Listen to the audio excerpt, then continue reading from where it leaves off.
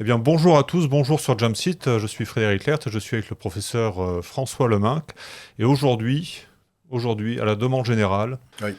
oui, on va vous parler du Mirage 4000. Et ça va être un très très grand moment. Uniquement parce que c'est Noël et qu'on nous l'a demandé. Uniquement parce que c'est Noël et qu'on nous a payé très cher pour le faire aussi. Ah oui? Attends, moi Non, j'ai... mais je t'expliquerai. Ah bon.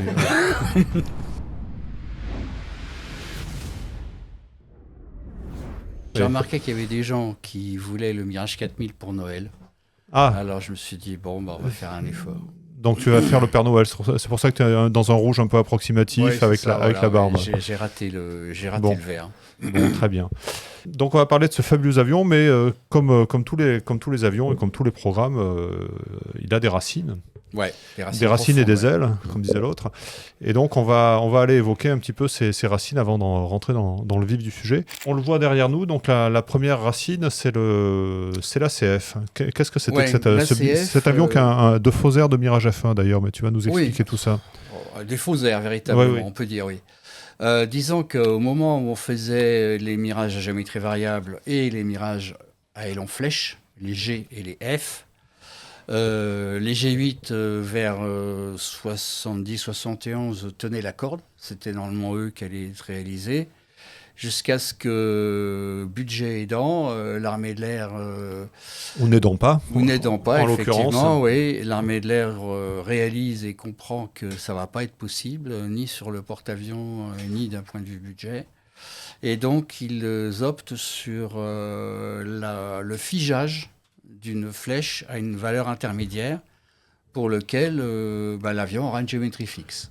D'accord. Alors, c'est assez curieux en ce sens que cet avion dont on voit juste là, c'est juste une maquette d'aménagement. C'était juste pour le salon du Bourget. Ah oui, c'est même pas une maquette d'aménagement, alors c'est une Non, maquette excuse-moi, de communication. pas d'aménagement, Ouais, d'exposition. D'accord. Exactement, oui. En bois donc, hein.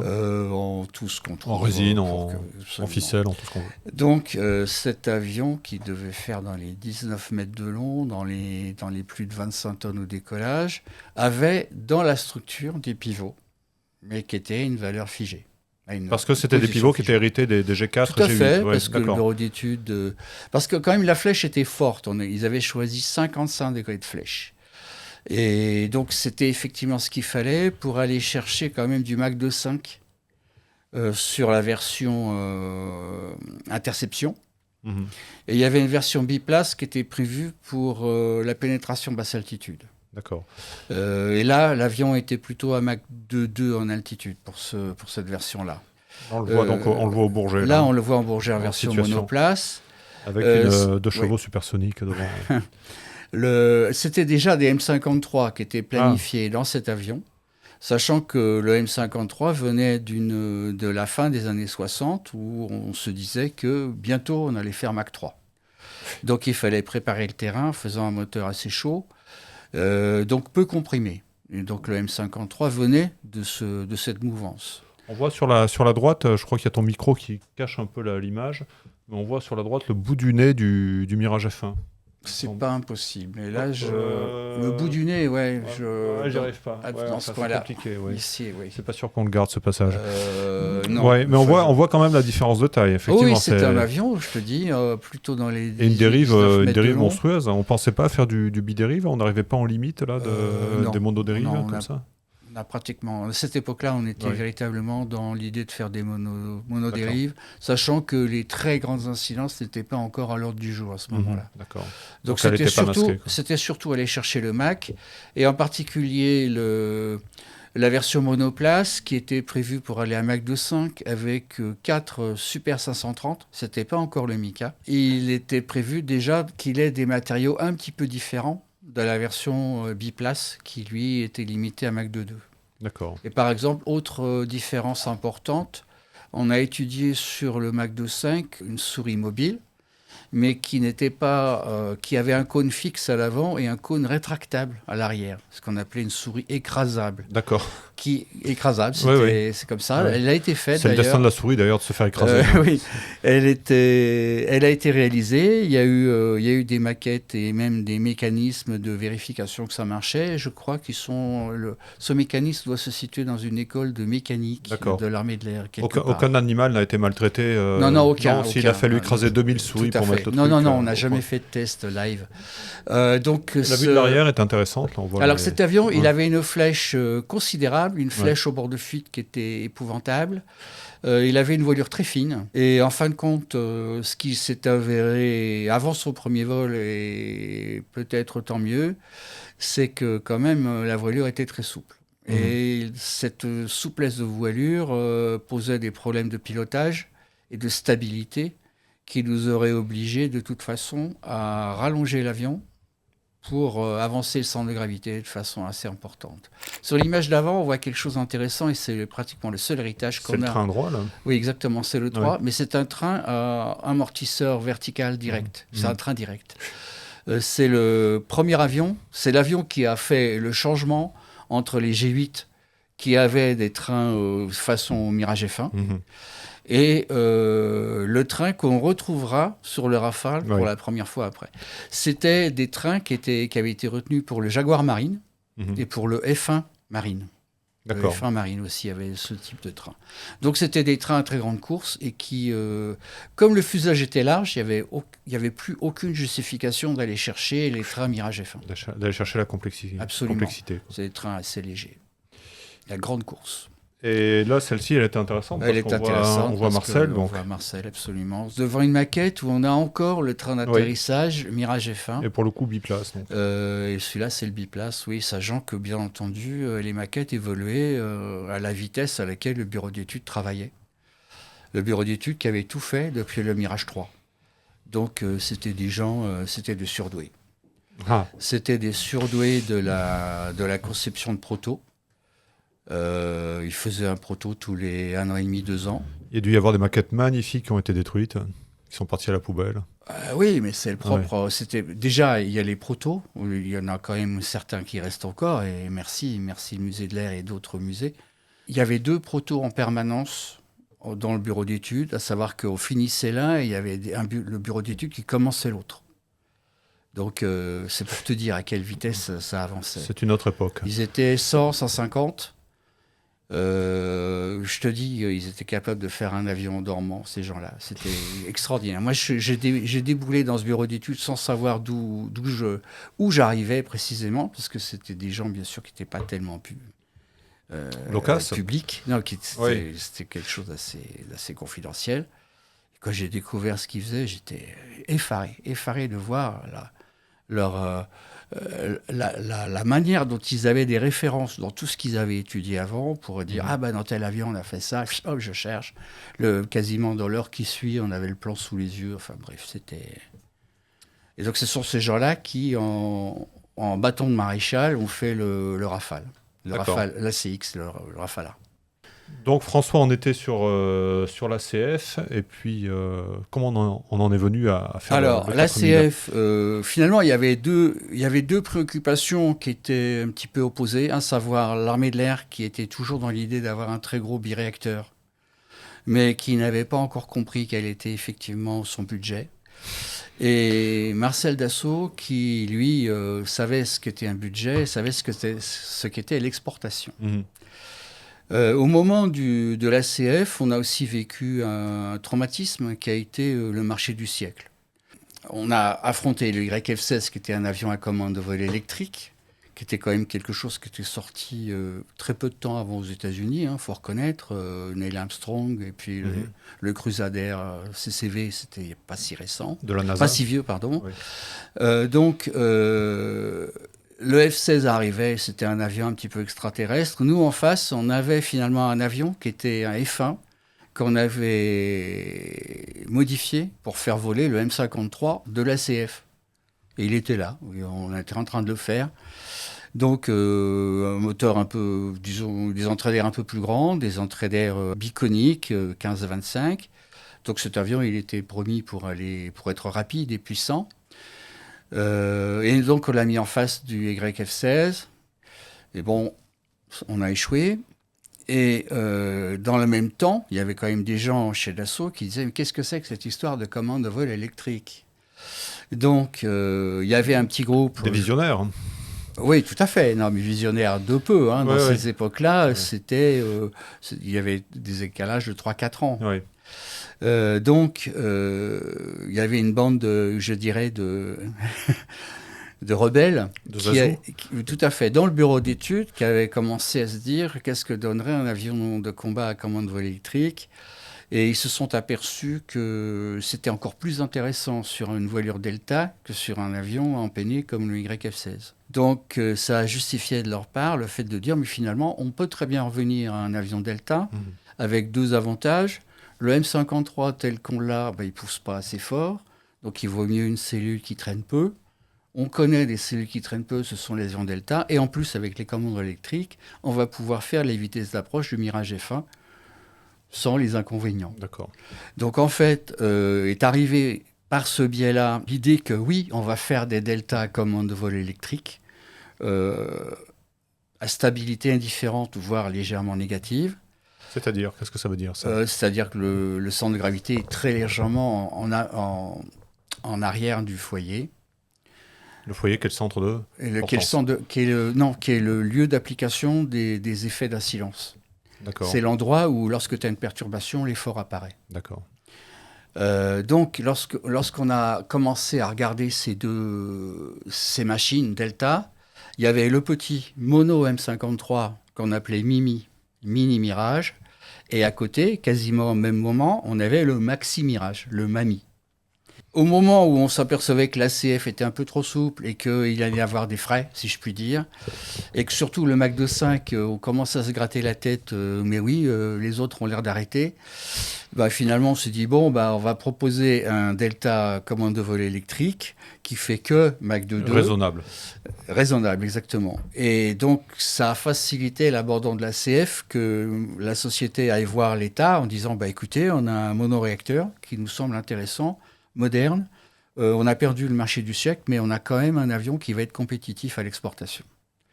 Et donc l'armée de l'air, bien entendu, il y a eu des discussions, il y a eu des arguments, et ça a été choisi comme ça.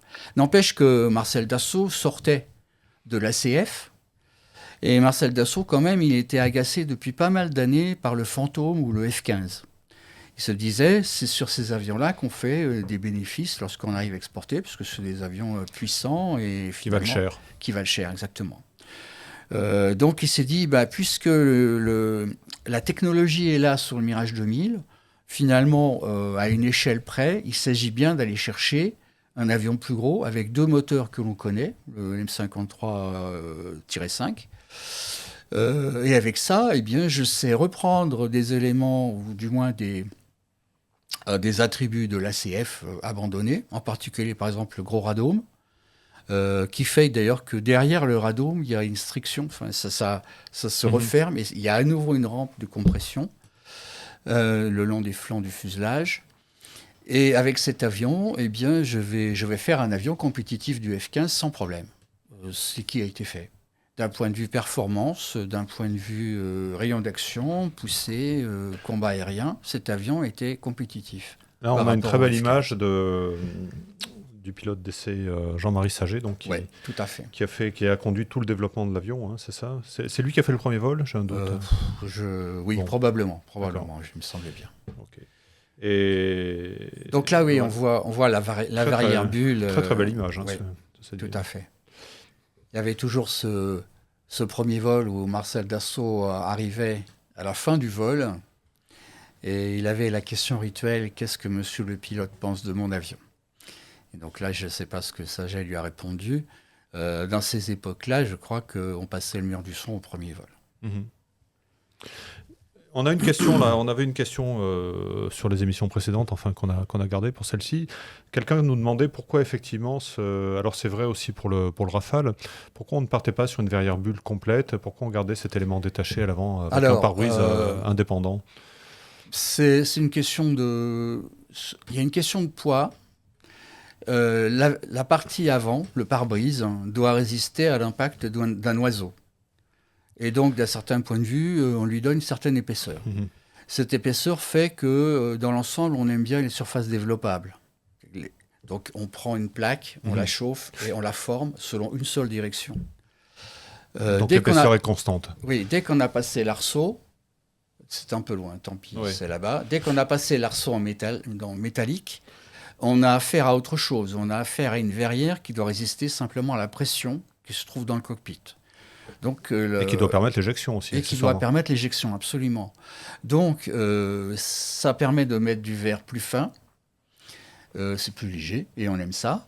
Et l'autre chose, c'est que dans certains avions, ça permet même carrément de fragiliser la verrière et d'éjecter le pilote, enfin l'occupant, à travers la verrière. Chose qui n'est pas possible à travers une épaisseur de pare-brise. Ce qui fait que le F-16, pour s'éjecter, il faut impérativement entièrement balancer la verrière avant que le type parte. Oui. Sur des Mirage F1 biplace, je crois que les verrières sont fragilisées, par exemple. Les gars traversent directement. Ça permet de gagner peut-être 2 ou 3 dixièmes de seconde, certes, mais c'est vachement important. Dans ces moments-là, c'est vachement important. Il y a un autre élément aussi dont on m'avait parlé, c'est que finalement le F-16 c'est très très bien, on a une vision globale sur le monde qui nous entoure, il n'y a pas d'arceau, mais ça peut être aussi un handicap parce qu'on perd une certaine référence visuelle de l'horizon. Enfin, l'arceau sert quand même au pilote à se repérer dans l'espace et repérer son attitude. Déjà l'arceau, nous on met des rétroviseurs. Oui, aussi, dessus. C'est bien utile. Le rétroviseur, tu peux le mettre sur la casquette aussi. Oui, ou là, sur les côtés, ils sont rétractables en général.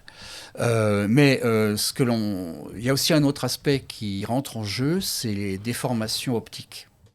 C'est-à-dire que si tu as un verre épais pour le pare-brise, par exemple, si la verrière est épaisse sur toute sa surface, le pilote peut avoir des petites aberrations optiques en regardant l'extérieur. Je ne dis pas que ce doit être très pénalisant, mais lorsque tu utilises un viseur, par exemple, ou un viseur tête haute, il est de bon ton d'avoir un pare-brise qui ne déforme pas trop, la vue, la vision extérieure. Là, on a une belle image encore, donc c'était au cours du Salon du Bourget, bien sûr. Tout à fait. On voit de gauche à droite, donc. C'est Vallière qui est entièrement à droite. C'est Benoît-Claude Vallière, c'est ça. Oui. Après Jean-Marie Saget, après Valéry Giscard, et après Serge Dassault. Ah, t'as de bons yeux. Non, j'ai surtout l'écran à 20 cm. D'accord. Ok. Ouais. Alors effectivement, là, on était quand même déjà dans 80, 81, j'imagine. Avant 81 78 peut-être. Non, c'était le Salon du Bourget, non, c'était 79. Ah oui, 79. Tu as raison, c'était 79, puisque celui d'après, c'était fichu. Donc, cet avion-là, Giscard était d'accord pour éventuellement créer un escadron expérimental pour l'armée de l'air. Sachant que la France était bel et bien maintenant dans l'idée, j'ai compris ce que c'est qu'un budget, donc j'achète des Mirage 2000. Mais il avait dit oui, on peut vous aider à faire l'exportation. Alors, parce que l'avion ne s'exporte pas s'il n'est pas en service en France. Hein. C'est la condition sine qua non quand même oui, tout à fait, pour vendre un avion. Oui. Alors le Mirage 4000, quand même, par rapport au 2000 qui n'avait que des petites aigrettes sur les côtés pour le contrôle du tourbillon, il avait des vrais canards.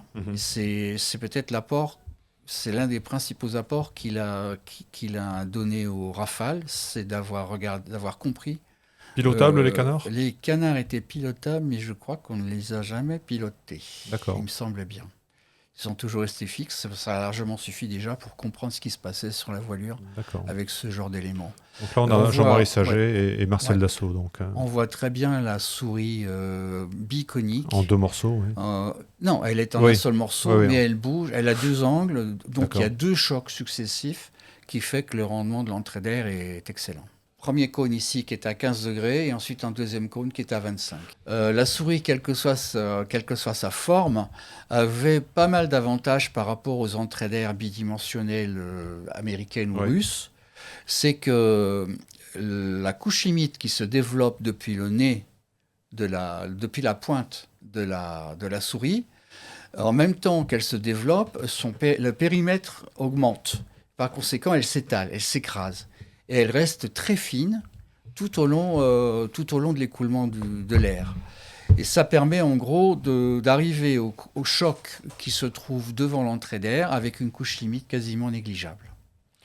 Et l'intérêt de cela, c'est que ça nous permet d'éviter d'aspirer la couche limite, comme ce qui se fait sur un Phantom, sur un F-15, sur un MiG-25, sur tous les autres avions, où on voit des petits trous qui sont là pour aspirer la couche limite. Il faut trouver un endroit où il y a une dépression telle que l'air va accepter de passer par là. C'est tout un foutoir. On fera une émission un jour sur les entrées d'air parce que c'est un sujet riche, compliqué, oui, tout à fait. Mais riche. C'est très compliqué, les entrées d'air, oui. Dis-moi comment rien, mais... Ah ben, raison de plus pour faire une émission.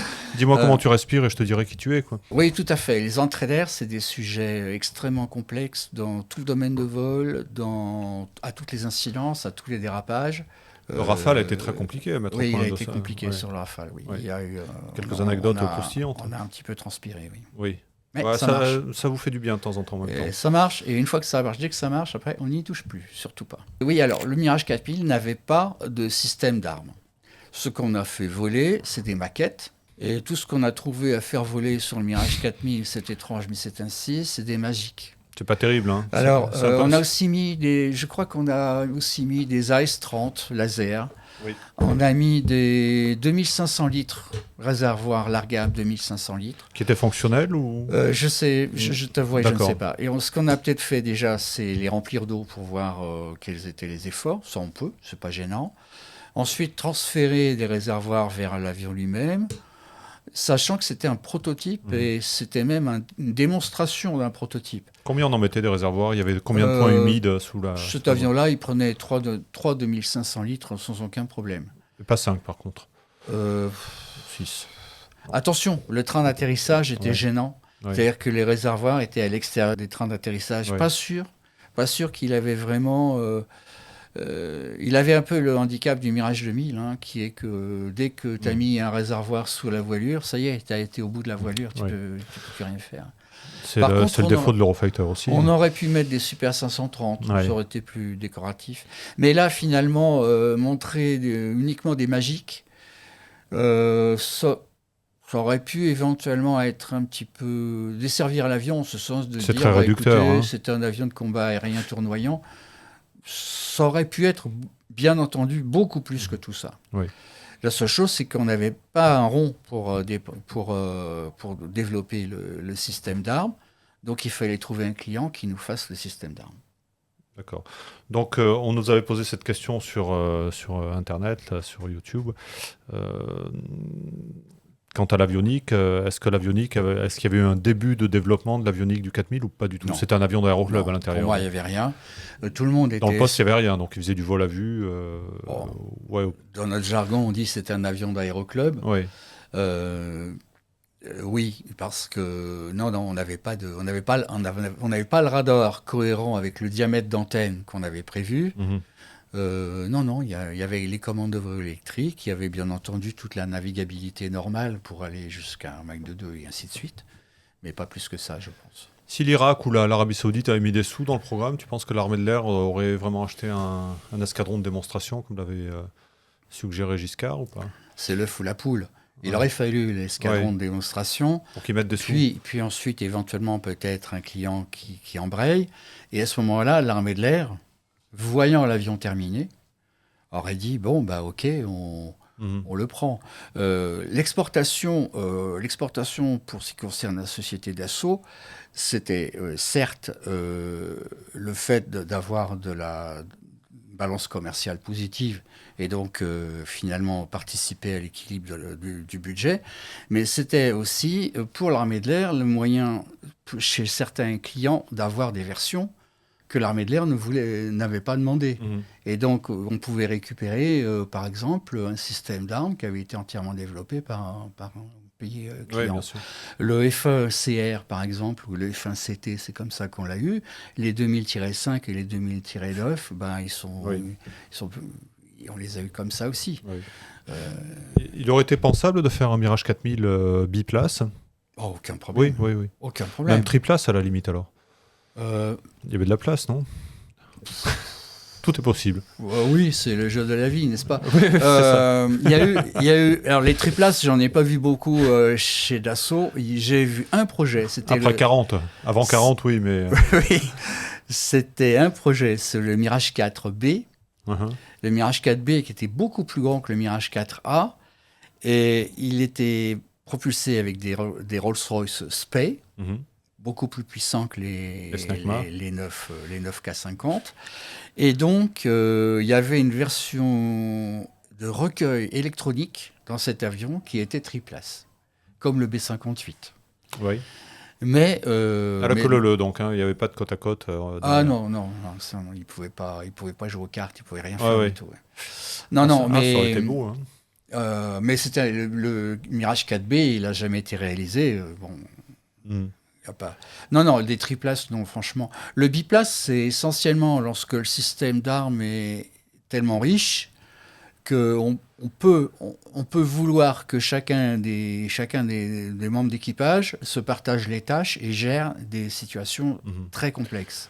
En règle générale, ou gère des machines qui ne sont pas l'avion lui-même. Le pilote à l'avant gère ce qui est un peu immédiat dans son champ proche, et puis le type par à l'arrière gère le lointain et le système d'armes. A priori, c'est ce qu'on fera dans tous les biplaces. Celui qui voit bien devant. Autre question d'ailleurs qu'on a eue sur YouTube, c'est de savoir est-ce qu'il y a eu des avions de combat triplace. Je passe un peu du coq à l'âne, mais on est dans le chiffre 3. Triplace Non, trimoteur, pardon. Trimoteur, oui. Trimoteur, je t'ai dit. On est dans les plans A3 là. Il y a eu le XB-51 qui était un ovni pour son époque, mais c'était pas un avion, c'était un avion de bombardement qui a perdu face au B-57. Donc il avait 2 moteurs sur les ailes, un moteur. Et il avait 2 moteurs accrochés au fuselage à l'avant. Ah oui, accrochés au fuselage à l'avant. À l'avant. C'est vrai. Et un moteur complètement dans la queue. Oui. C'est un avion, lorsqu'il a été transféré depuis la société, depuis chez Martin jusqu'à Edwards, il a semé le F-86 qui l'accompagnait. Il était plus rapide que le F-86 d'accompagnement. Et puis il était prévu de couper le 3e moteur en croisière. Et d'ailleurs l'entrée d'air se fermait. Ça c'est l'XB-51. Et en plus ça dégageait de la place pour le train, pour la soute, enfin tu mettais tout ce que tu voulais. Écoute, cet avion il mériterait une émission entière. On le fera. Oui, peut-être, oui. Oui. L'autre trimoteur de combat que je connais, c'est une variante du Vigilante. À savoir que dans la compétition VFX qui a donné le F-14, le Vigilante était proposé avec un 3e moteur à la place de la soute d'armement. Parce que le Vigilante était un bombardier et il avait entre les 2 réacteurs une soute assez grosse, monstrueuse, je dirais même, pour la taille de l'avion, qui était une sorte de tube qui débouchait complètement à l'arrière entre les réacteurs. C'est par là qu'il larguait la bombe atomique. Ouais, sauf qu'aux premiers essais, ils ont abandonné parce que la bombe aimait tellement la dépression du culot de l'avion qu'elle restait. Elle suivait. Et elle rentrait dans l'avion, non, à un moment, non ? Et si tu ralentissais, elle rentrait. Oui. Mais donc, les mecs faisaient des manœuvres hallucinantes pour se débarrasser de la bombe. C'est du Tex Avery. Oui. Et donc, les gars ont dit, mais c'est complètement con, votre truc, ça ne marche pas. Ça ne marchera jamais, même ils l'ont dit. Les pilotes ont dû rentrer avec les genoux qui tremblaient encore. Et ce qui s'est passé, c'est qu'ils en ont fait un avion de reconnaissance. Toujours est-il qu'il y avait un énorme tunnel entre les réacteurs. Et les gars, ils ont fait ni une ni deux. Ils ont dit, on va mettre un 3e moteur à la place et on va mettre une entrée d'air dorsale. Et avec ça, on va bien faire la mission demandée pour le F-14. Mais clairement, ce n'était pas un avion de combat, c'était juste... C'était une espèce de Mirage 4 embarqué. Voilà. Et puis quand on voit un Vigilant sur un porte-avions, on comprend que non, on ne va pas faire ça. Parce que quand tu avais 4 ou 5 Vigilants sur un Forestal, après... il n'y avait plus rien. Voilà, exactement. T'étais mort. Donc, c'était une... D'accord. Un petit aparté, mais on reviendra sur les... voilà ce qu'on peut on reviendra sur le chiffre 3. Pourquoi pas une émission sur le chiffre 3 Par contre, il y a des Falcon 50 sur Mars. Oui. C'est une autre histoire. Oui. Alors là, tu vois le Mirage 4000 dans ses œuvres aérodynamiques. Très belle image. À savoir... Là, si j'ai pris tout ça au Bourget, c'est magnifique. Tu es aussi un photographe de talent, alors. Avec l'aérofrein, d'ailleurs, au-dessus... juste au-dessus, derrière le canard, c'est ça ? Oui, il y a l'aérofrein, effectivement. On voit bien le canard. Et ce qu'on voit, des superbes becs qui braquaient à moins 45 à peu près. Donc c'était totalement suffisant pour que les filets d'air acceptent d'aller chercher l'extrat d'eau de la voilure. Et on voit la superbe continuité géométrique entre le bec et la voilure. Par contre, il n'y a pas le même braquage sur les deux sections. Donc. Oh non, ça c'est simplement que pour le Bourget, ils n'ont pas braqué. Ils n'ont pas voulu faire. De toute façon, effectivement, tu as raison. Je ne connais pas les braquages. Alors là, je l'admets. Je ne connais pas les braquages fins des becs du Mirage 4000. D'accord. Et il est certain qu'il faut toujours protéger le bout de plume plus que l'emplanture. Donc si ça se trouve, les braquages étaient différents. D'accord. Une question qu'on nous posait aussi, est-ce que le Mirage 4 aurait pu être adapté sur porte-avions ?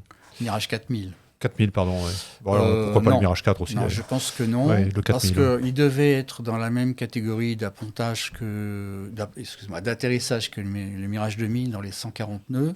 Et on s'est bien cassé la tête quand même sur le Rafale pour descendre à 125.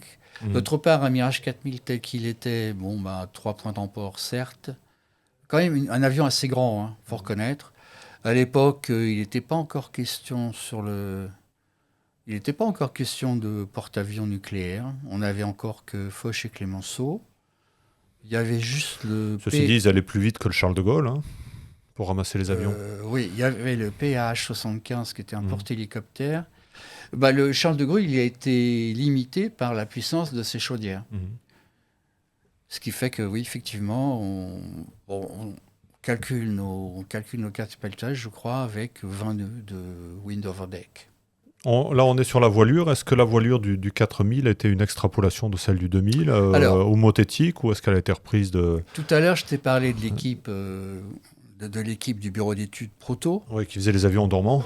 Voilà, qui pouvait. Mais non, en fait, quand ils ne dormaient pas, c'était encore mieux. Disons que l'affiliation de tous ces avions que l'on voit depuis le Mirage 3, pratiquement, c'est une filiation technologique et de compétences. C'est-à-dire que c'est bien parce que ces gens-là avaient tout fait depuis le début, si je puis dire, qu'on retrouvait des attributs de l'avion suivant. C'est évident.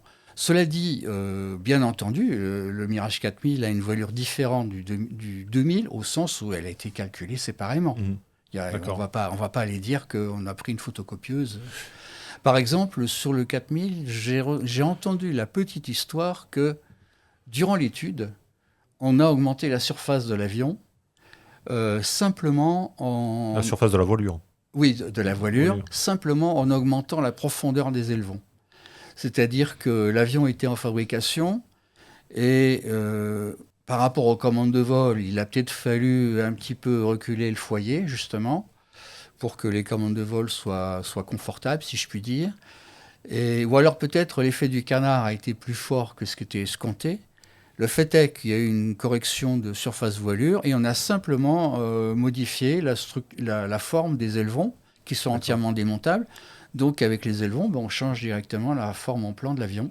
Donc les élevons sont les gouvernes qui sont à l'arrière sur le bord de fuite de la voilure. Et donc là, on n'aurait pas pu aller beaucoup plus loin parce qu'on se rapproche de la tuile. Oui, là, alors pourquoi ? Parce que les moteurs sont assez lourds. Lorsque tu as deux moteurs comme ça, effectivement, ils tirent pas mal le centre de gravité à eux.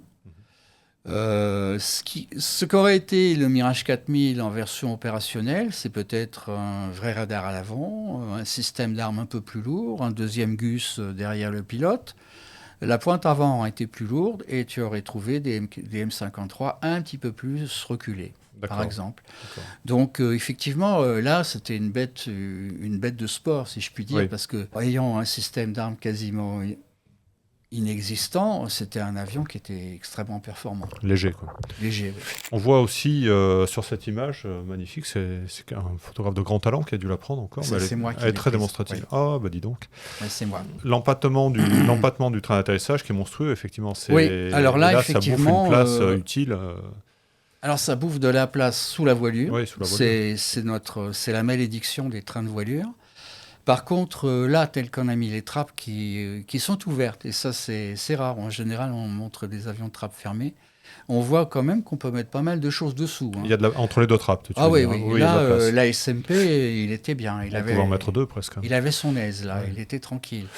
La SN4G, là-dessous, ça passait tranquillou aussi. La SN4G, donc c'est le successeur de la SMPA qui est en gestation. En gestation, oui. Je sais pas On du va tout. dire, Je sais le pas du coït tout, a eu lieu et voilà, on est rentré dans la phase de gestation. je sais pas du tout la tête qu'il a. Personne ne le sait d'ailleurs. Voilà. Enfin, sauf ceux qui. Et si on le savait, on vous le dirait pas. Voilà. Donc là, les trappes montrent qu'effectivement, on peut accrocher pas mal de choses dessous. Il avait un parachute là entre les réacteurs au-dessus, Ouais, là, au pied de la dérive, hein, d'accord. Tout à fait, il avait un parachute. Et puis on voit que le pied de dérive est protégé aussi de la chaleur, non? Ou est-ce qu'il est pas peint, enfin, Oui, tu as raison. il y a Peut-être un habillage oui, comme il métallique y a un un peu. parachute. Un Oui, peu comme que sur le les Rafale tuyères, d'ailleurs. Hein. Le Rafale est protégé aussi à l'arrière par. Oui, alors là, il est carrément protégé par une tôle supplémentaire qui oui. laisse passer de l'air frais Oui. autour de l'avionique, Oui. enfin l'électronique Spectra qui se trouve entre les moteurs. Oui. Ben, ce qu'on appelle les volets froids, hein, c'est-à-dire ceux-là, là, les volets qui sont extérieurs, Oui. en opposition aux volets chauds qu'on peut deviner là, qui sont les petites pièces argentées. Oui. Les pièces argentées, elles servent à réguler le moteur, elles bloquent le débit d'air à travers la section de sortie, et par conséquent, ce sont elles qui définissent le régime moteur. Les volets froids sont là essentiellement pour assurer la continuité aérodynamique avec l'avion et aussi pour assurer une pression statique à la sortie du jet cohérente avec l'air extérieur. Donc ces volets froids, ils sont quand même passablement chauds, effectivement, pour finir. Comme leur nom l'indique. Oui, ils sont. On est quand même dans le royaume plutôt de l'acier. La dérive est immense. Ah oui, la dérive on le disait tout à l'heure avec l'ACF, ouais. donc là on passait pas encore au bidérive. Quoi. Pas... Ah, il y a du carburant dans la dérive. Il y a du carburant aussi, dans la dérive, dans le Rafale aussi, il y a du carburant, mais à l'échelle réduite de la machine. Oui. D'accord. Faut voir, le carburant, la capacité augmente plus vite que la surface. La capacité augmente en puissance 3,5 de la surface, donc c'est assez facile de... Alors ce carburant complètement à l'arrière... Là tu parles de volume, c'est oui, ça? Oui, tout à fait, le volume, oui. Ce carburant complètement à l'arrière, il peut être sympathique lorsqu'on est en supersonique, puisqu'on peut éventuellement balancer du carburant dans la dérive, qui est quand même l'endroit... Pour s'en servir pour équilibrer l'avion. Pour équilibrer, oui, pour compenser le recul de la portance sur supersonique. D'accord. La question à 100 millions de dollars, que j'aime bien d'ailleurs... 100 millions ? Tu les as sur toi ? Minimum. Non, c'est pas moi qui paye, c'est le contribuable américain. La comparaison entre le Mirage 4000 et le F-15. Comparaison n'est pas raison, mais on va quand même s'amuser à ce petit jeu-là. Et puis, malheureusement, ça sera peut-être... Les deux cellules étaient tout à fait comparables en termes de performance. Je dirais malgré tout que le F-100 du F-15 était peut-être moins sympathique. Le réacteur. Tout à fait. Oui. Était peut-être moins sympathique au-delà de Mach 2 que le M53 du Mirage 4000. Parce que le Mirage 4000 à Mach 2, Mach 2.2, il se sent très très bien. Il était bien, il était dans son domaine. Je suis bien. Je suis bien Tintin. Alors que le F100 qui est très comprimé, il peut au contraire avoir des petits... il commence un petit peu à souffrir en température. Donc, je dirais que pour ce qui concerne un affrontement au-delà de Mach 2, ce qui est complètement idiot, le Mirage 4000 était probablement très intéressant. Sinon, pour ce qui concerne les combats subsoniques pas traditionnels, subsoniques tout court en combat tournoyant, la surface de voilure du Mirage 4000 et ses commandes de vol électrique et le canard, ça aurait piqué les yeux quand même. Bien, ça aurait quand même bien dépoté. Le Mirage 4000, il avait 14 points d'emport au total. Est-ce qu'il pouvait transporter 14 RR ? Oui, très probablement. D'autant qu'avec la place qu'il y avait sous le ventre, par exemple, on pouvait quasiment les prendre en grappe. Oui, comme on le fait aujourd'hui sur le Super Hornet. Voilà. Si tu ne regardes pas à la traînée, tout va bien. Oui. Mais le Mirage 4000, on pouvait aussi très certainement les encastrer dans le fuselage sans aucun problème. Comme ce qu'on a fait sur l'avant-projet Rafale, où on avait 2 missiles Mika dans l'axe entre la crosse d'arrêt d'urgence et le train avant. On avait 2 missiles. Derrière l'autre. L'un derrière l'autre. D'accord. En gardant les points d'emport arrière sur les Tout à fait. réacteurs. On en avait 2 dans l'axe et ensuite on en avait 2 à l'arrière. Les 2 météores à l'arrière. Non, c'était des Mika à cette époque-là. Et 2 à l'arrière sur les côtés des réacteurs. Là déjà ça fait 4, ça calme, plus les ailes. Le point Mika avant a été supprimé sur le Marine à cause de la contre-fiche. Le contre-fiche de catapultage. Du coup, on a dit, bon, on en met qu'un sur l'avion Air. Et après, l'armée de l'air a dit, bon, laissez tomber le Mika qui reste, on a autre chose à mettre à la place. De toute façon, on n'a pas assez de missiles. Alors ça, ils l'ont pas dit comme ça. Donc le Mirage 4000, il n'a jamais tiré quoi que ce soit, je crois. Simplement, alors il y a 2 raisons. La première, c'est qu'il n'y avait pas de développement pour, et je ne pense pas qu'il ait baladé d'armement actif. Ça, c'est le premier point, donc il baladait des maquettes. Et le deuxième point, c'est que lorsque tu as le Mirage 2000, qui lui a largué tout ce qu'il faut, aérodynamiquement, lorsque tu as 2 voilures qui sont quasiment homothétiques, lorsque tu sais tirer un emport depuis l'une des voilures, a priori, ça se passera presque à l'identique sur le grand. Donc, en fait, il y avait assez peu d'inconnus, d'éléments à lever sur le fait qu'on allait... que, bien entendu, c'était faisable. Il n'y aurait pas eu de mauvaise surprise a priori. On avait la technologie pour. Pour terminer, donc, cette magnifique image, elle est vraiment très très belle. Elle te plaît, hein? Oui, elle me plaît beaucoup parce qu'Edune, on dirait vraiment un appareil opérationnel quelque part dans le Golfe, en mer Rouge, ou voilà, avec ce camouflage sable qui est très, très beau. Et puis, il y a quand même une impression de modernité qui se dégage avec cette verrière en 3 pièces, 3 parties. Oui, donc ça, effectivement, on l'a repris sur le Rafale monoplace. Oui, l'avantage de la verrière en 3 parties, puis ça sera le mot de la fin, c'est que la partie centrale, donc, qui est à l'aplomb du siège électable, elle bascule sur le côté, ce qui est beaucoup plus pratique pour sortir le siège aussi. Oui, à l'inverse d'une verrière monobloc que tu es obligé peut-être de démonter pour sortir le siège. Et puis sur le porte-avions, tu es très content que la verrière ne s'ouvre pas vers le haut quand tu es dans le hangar. Oui. Ou voire même tout court lorsque tu es... quand il y a du vent en rafale sur le pont, ça fait un bon zef. Comme une grand voile. Voilà. En échange, tu dois choisir le côté où tu montes. Bon, c'est pas... Très bien. Écoute, François, merci. C'est une émission un peu courte.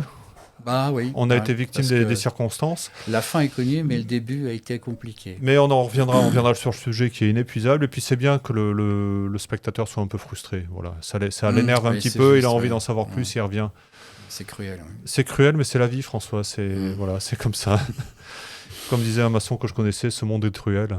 Magnifique. On la refait celle-là, non, ce monde est cruel. Allez, merci à tous. À bientôt, à la prochaine. Portez-vous bien et joyeuses fêtes. Joyeuse fête, merci.